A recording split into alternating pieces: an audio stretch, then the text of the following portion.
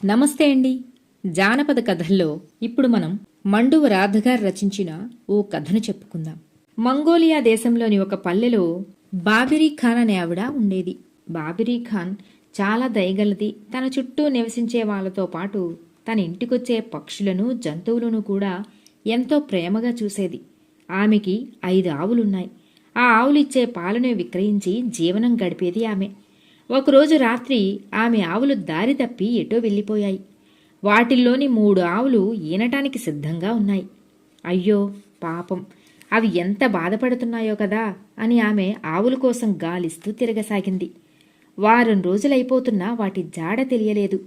ఆమె పట్టు విడవకుండా వాకబు చేస్తూ వాళ్ళ ఊరికి ఉత్తరాన ఉన్న అడవి ప్రాంతానికి వచ్చింది. ఆ అడవి పక్కనే ఉన్న ఊళ్ళవాళ్ళు అవి తూర్పు వైపు అడవిలోకి వెళ్లటం చూశామని అనటంతో బాబిరీ ఖాన్ ఆ అడవిలోకి వెళ్ళింది.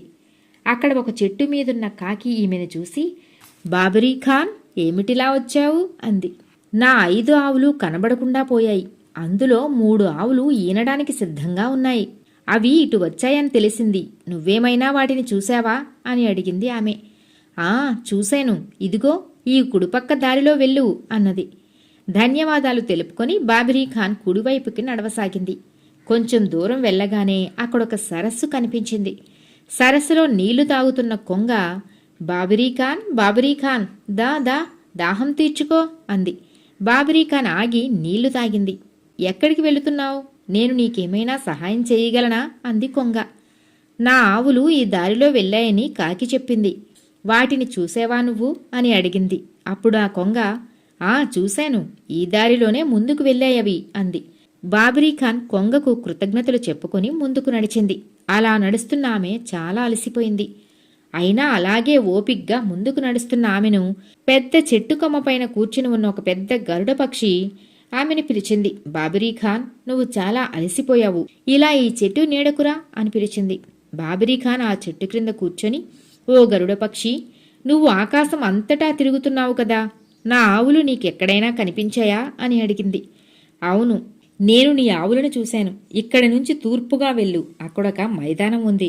మైదానానికి ఒకవైపు చిన్న తిప్ప ఉంది. ఆ తిప్ప మీద బాగా వంగిన కొమ్మలతో గుబురుగా ఉన్న ఒక చింత చెట్టు కింద నీ ఆవులు 3 ఆవులు ఈనిన దూడలు ఉన్నాయి అని చెప్పింది.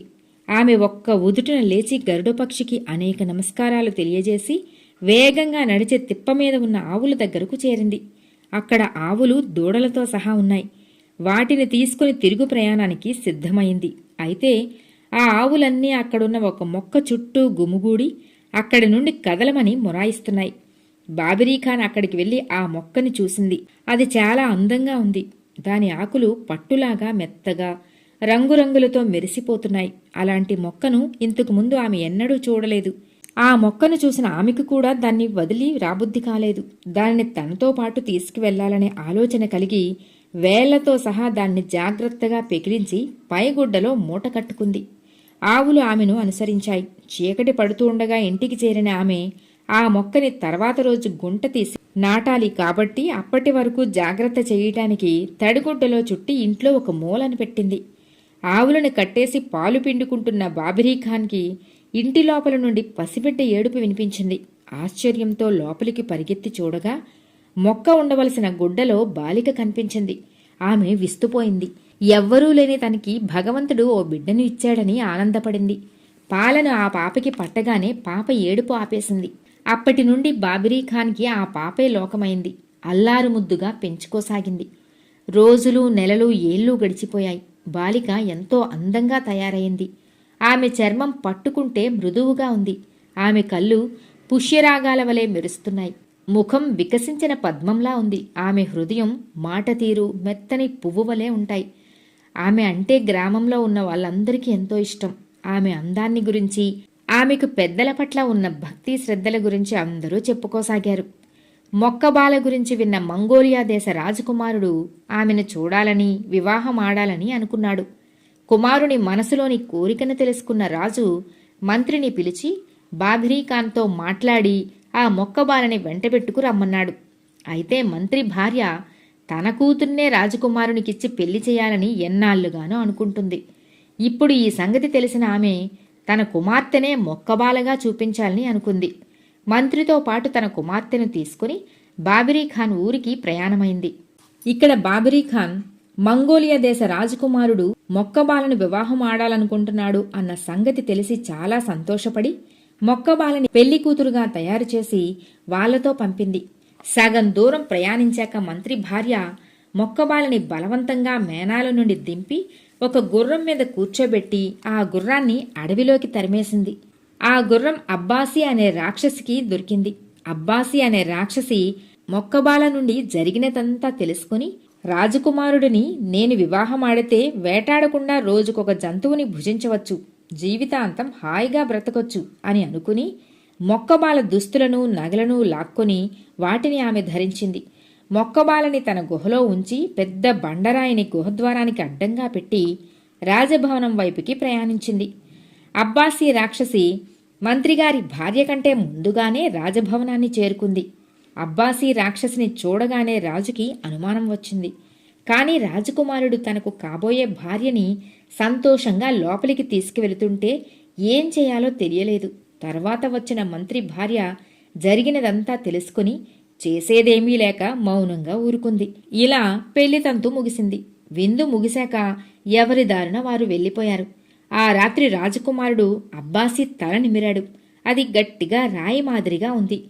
మొక్కబాల చర్మం పట్టులాగా మెత్తగా ఉండాలి కదా అనుకుంటూ ఆమె చేతులు మెడ అన్నీ తాకి చూడగానే అవి గరుకుదేలి మొరటుగా ఉన్నాయి. రాజకుమారుడు ఆశ్చర్యపోయాడు. అతనికి ఆమె మీద అనుమానం వచ్చింది.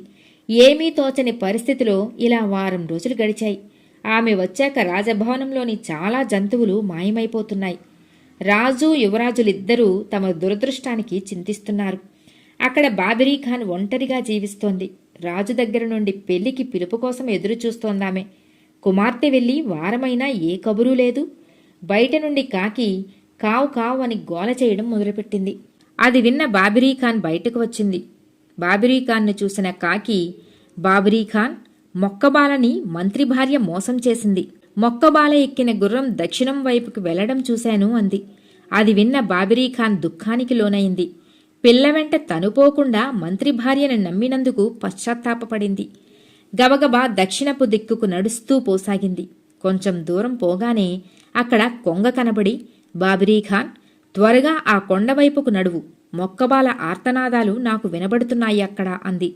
ఆమె వేగంగా నడిచి ఆ కొండ గుహని చేరుకుంది. లోపల నుంచి మూలుగులు వినిపిస్తున్నాయి. అయితే ఆ బండరాయిని ఎలా తొలగించాలో ఆమెకు అర్థం కాలేదు. ఆమె గరుడపక్షిని తలుచుకుంది. అప్పుడు గరుడపక్షి అక్కడికి వచ్చి, బాబిరీఖాన్, కొండపై నుండి గుహలోకి ఓ తొర్ర ఉంది. ఆ తొర్రలో నుండి క్రిందికి తాడేసి మొక్కబాలని పైకి లాగు అని చెప్పింది. అక్కడ ఉన్న చెట్టు తీగలతో తాడుని పేని ఆ తాడుని తొర్ర నుండి గుహలోకి పంపింది బాబిరీఖాన్.